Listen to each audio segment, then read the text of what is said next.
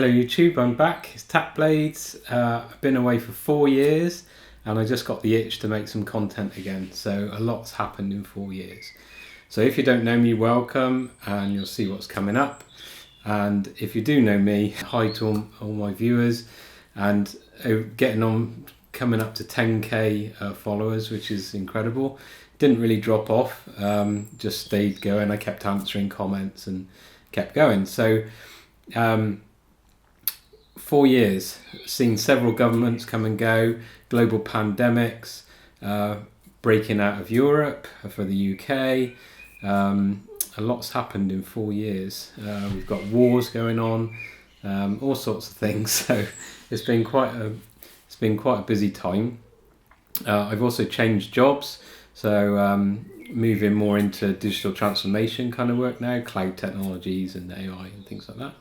So that's all good fun, keeps me interested. Talking of keeping me interested, I've got a very short attention span, so I tend to get through a lot of hobbies and interests and things like that pretty fast. One thing that's kept me going for a long time is horology and watches and things like that. So I service and maintain watches, cleaning them, vintage watches mainly, but I also collect watches, or just started really collecting watches, new ones, not vintage ones. So I thought I'd do a little bit of content on watches. I wanted to pick something that was more general, applicable to everybody, not just a very small interested group of people. And yeah, I'm going to do a load of videos on that.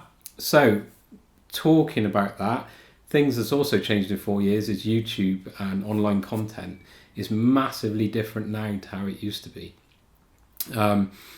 Everything now is about monetization, as you know. So everybody's screaming you to click their likes and subscribe and hit a bell or smash a bell or do something like that. They all want you to interact on comments because that drives the YouTube algorithm, and then that drives advertising. We all know advertising makes YouTube lots and lots of money. What's also happened is people have put their careers onto YouTube, which is very difficult. It's actually very hard work, but highly risky as well, because you're dependent on a platform you have no control over. We saw a couple of years ago a big demonetization on YouTube. So basically, if you're not making YouTube a lot of money, they're not going to push your content anywhere either. So that all business models starting to mature. Then Patreon come along. So people are begging you or asking you to join their Patreon, where you pay a monthly fee to a content provider if you like their stuff, and that money goes back to them and they can make more money and more content and so on and so on. So for those that who know me a little bit, I don't really buy into any of that. So I've never had adverts, I've never asked for money, never asked for products, never done anything with anything that I haven't bought myself, especially with wild camping and things like that. So that still remains, but that philosophy does not work anymore with social media going forward, and people have got a lot more used to the way it works. So I still will never ask for any money. I will never have a Patreon or anything like that. I don't want viewers paying for what I enjoy doing. If I enjoy doing it, I'll pay for it, and you can share that with me, and maybe you have your own interests that are aligned as well. So that's that. So don't ask for that. I am gonna have to put adverts on the channel, because if there's no adverts on the channel, the videos go nowhere. In fact, they're suppressed, so people don't see them. So what I'm going to do is that there's loads of options for adverts. I'm not going to monetize the adverts if I can. I haven't been into it in a lot of detail, but I'll put an advert at the beginning. We'll have no as small as possible, no adverts throughout the video, and I don't know if there's adverts at the end, probably not. So you will see an advert, which has nothing to do with me. It's the YouTube system that puts it on there and decides what content you need to see as an advert. But I can't really get away with that and have a YouTube channel. So unfortunately, that's the way life is, and that's the way it's going. So I will do that. But yeah, I'm not here to make money. That's not why I do YouTube. It's very hot today in the conservatory, which is even hotter. Can't have the doors open because it's a little bit noisy outside. You might be able to hear the birds and stuff. So yeah, you might see me getting a bit warm. So I've decided to do a series of videos on watches.